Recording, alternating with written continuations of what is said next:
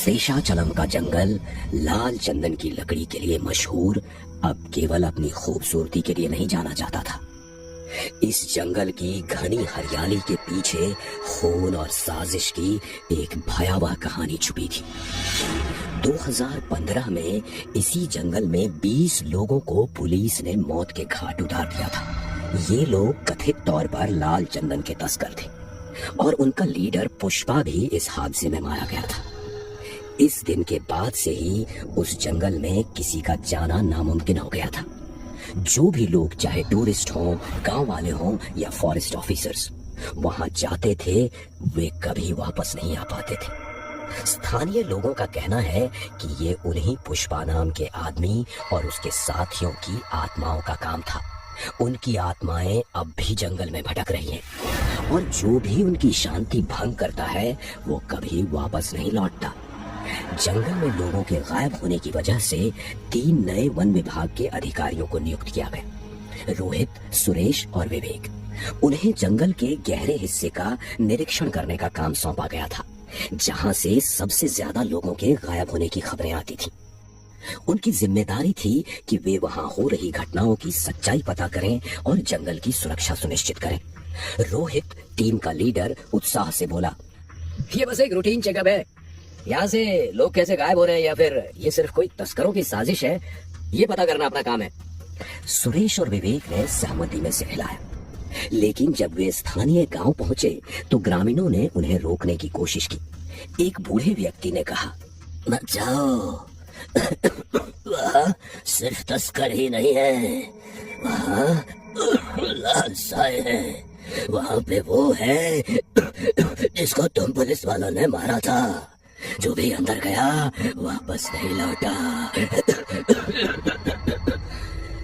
विवेक ने बूढ़े व्यक्ति की बात को थोड़ी गंभीरता से लिया। उसने कदम आगे बढ़ाते हुए पूछा, बाबा, ये लाल साई क्या है और किसकी बात कर रहे हो जिसे पुलिस ने मारा था?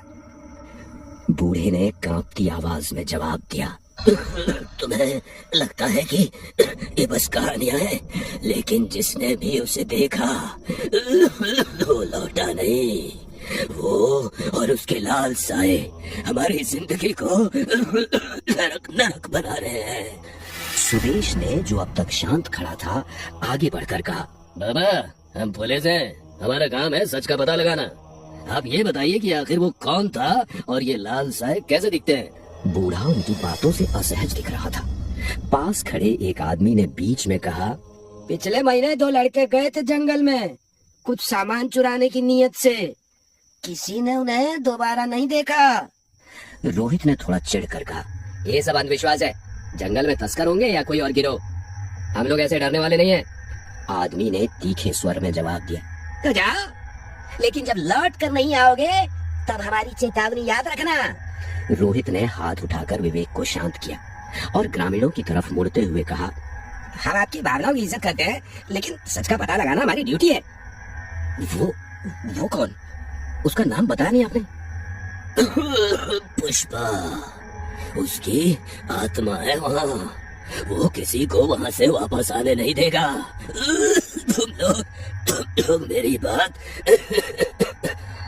रोहित ने उस बूढ़े की बात काटते हुए जवाब दिया, अब बस हो गया, हमें अपने काम पर ध्यान देना चाहिए। तुम दोनों चलो मेरे साथ। बूढ़े ने गहरी सांस ली और कहा, जाओ, लेकिन सूरज ढलने से पहले लौट आना। और याद रखना, अगर कुछ असामान्य दिखे तो वहां रुकने की कोशिश मत करना। टीम के सदस्य एक दूसरे की तरफ देखते हुए सहमति में सिर हिलाने लगे। रोहित ने धन्यवाद कहकर गांव वालों को भरोसा दिलाया कि वो सतर्क रहेंगे, लेकिन उनके मन में अब एक अजीब सी बेचैनी थी। इतना कहकर वो तीनों जंगल की ओर बढ़े। जैसे ही टीम जंगल के अंदर गई, पेड़ों के बीच सन्नाटा छा गया। पक्षियों की चहचहाहट और जानवरों की आवाजें सब गायब हो गई। ये जगह अजीब है। तुम बस ज्यादा सोच रहे हो यार। वो जंगल में आगे बढ़ रहे थे। तभी विवेक ने बेचैन होकर पूछा, वो बूढ़ा किसके बारे में बोल रहा था? ये पुष्पा कौन है? रोहित ने मजाकिया अंदाज में कहा, कई सालों पहले पुलिस ने एक तस्करों की गैंग का एनकाउंटर किया था। उनका लीडर पुष्पा था। मतलब वो बूढ़ा सही कह रहा था? उस पुष्पा की आत्मा कहाँ है? कम ऑन सुरेश, तुम सच में उस बूढ़े की बात में आ गए। और पुष्पा नाम का भूत तुम्हें क्या ही कर लेगा? वो धीरे धीरे जंगल के गहरे हिस्से में पहुंचे। वहां एक विशाल पीपल का पेड़ खड़ा था, जिसके नीचे एक जंग लगा कुल्हाड़ा पड़ा था। विवेक ने उसे उठाने की कोशिश की, लेकिन तभी हवा में एक ठंडक महसूस हुई और एक अजीब सी आवाज गूंजी, यहाँ से चले जाओ। यहाँ कुछ सही नहीं है, ये कैसी आवाज है? हमें यहाँ से वापस जाना चाहिए। मुझे भी ऐसा लग रहा है। रोहित, चलो यहाँ से चलते हैं। भाई रुको, पागल मत बनो, अभी तक हमारा काम पूरा नहीं हुआ है। जब तक ये पूरा नहीं होता हम यहाँ से कहीं नहीं जाएंगे। यहाँ से चले जाओ। कौन हो तुम? यहाँ जो कोई भी है सामने आओ। मैं पुष्पा हूँ, इस जंगल का रक्षक और उन 20 आत्माओं का नेता जिनकी हत्या यहाँ हुई थी। तभी पेड़ों के बीच से लाल चमकते साए निकलने लगे। वे हवा में तैरते हुए उनकी ओर बढ़ रहे थे। उनकी आंखें अंगारों जैसी जल रही थीं। साए धीरे धीरे टीम के चारों ओर घेरा बनाने लगे। उनके मंत्रों की आवाज जंगल में गूंजने लगी। तभी उनमें से एक साया इंसानी आकृति लेने लगा। उसके चेहरे पर दर्द और गुस्सा साफ झलक रहा था। वो धीरे धीरे पीपल के पेड़ के नीचे आकर खड़ा हुआ। उसकी आंखें सीधे रोहित पर टिकी थी। वो एक शक्तिशाली डरावनी आवाज में बोला, पुष्पा नाम सुन के फ्लावर समझे क्या? फायर रे मैं। यहाँ सिर्फ मेरा हुक्म चलता है। तुम्हारी इतनी हिम्मत कि तुमने यहाँ आने की जुर्रत की? रोहित, जो अब तक आत्मविश्वास से भरा हुआ था, उसकी बंदूक ताने हुए हाथ डर से कांपने लगे। हम यहाँ तस्करी रोकने आए हैं। तस्करों का अंत करना तुम्हारा काम है, लेकिन इस जंगल की रक्षा और इस पर हक सिर्फ मेरा है। इस जंगल ने खून पिया है, इन पेड़ों ने वो चीखें सुनी है जो तुम इंसान भूल गए। ये जंगल अब भी न्याय मांगता है। जो भी इसे भंग करता है वो इसकी सजा भुगतता है। तभी चारों ओर का वातावरण बदलने लगा। टीम ने खुद को एक पुराने दृश्य में पाया। 20 लोग लाल चंदन के तस्कर जंगल में भागते हुए दिख रहे थे। उनके हाथों में कुल्हाड़ियां और हंसिये थे। पुलिस की गोलियों की आवाज गूंजी। वे एक एक करके गिरने लगे। कुछ ने दया की भीख मांगी, लेकिन उन्हें भी गोली मार दी गई। ये तो नरसंहार था। दृश्य गायब होते ही पुष्पा की आवाज फिर गूंजी, उनकी आत्माएं अभी भी इस जंगल में भटक रही हैं और तुमने उन्हें जगा दिया है। अब तुम्हें सजा मिलेगी। रोहित ने अपनी बंदूक नीचे कर दी, लेकिन उसकी आंखें अब भी चारों ओर घूम रही थी। वातावरण इतना भारी हो गया था कि सांस लेना मुश्किल लग रहा था। उसने कांपते हुए कहा, पुष्पा, ये तुम्हारा जंगल है, तुम्हारी आत्माएं हैं, लेकिन हमने कुछ गलत नहीं किया। हम बस अपनी ड्यूटी कर रहे थे। ड्यूटी? इंसान अपनी हर हिंसा को ड्यूटी का नाम देता है, लेकिन क्या तुमने कभी सोचा कि उन तस्करों में भी किसी के पिता, किसी के भाई, किसी के बेटे थे? क्या उन्हें अपनी बात रखने का हक नहीं था? सुरेश, जो अब तक चुप था, हिम्मत जुटाकर बोला, पुष्पा, जो हुआ वो गलत था, लेकिन वो हमारा फैसला नहीं था। हम उस घटना का हिस्सा नहीं थे।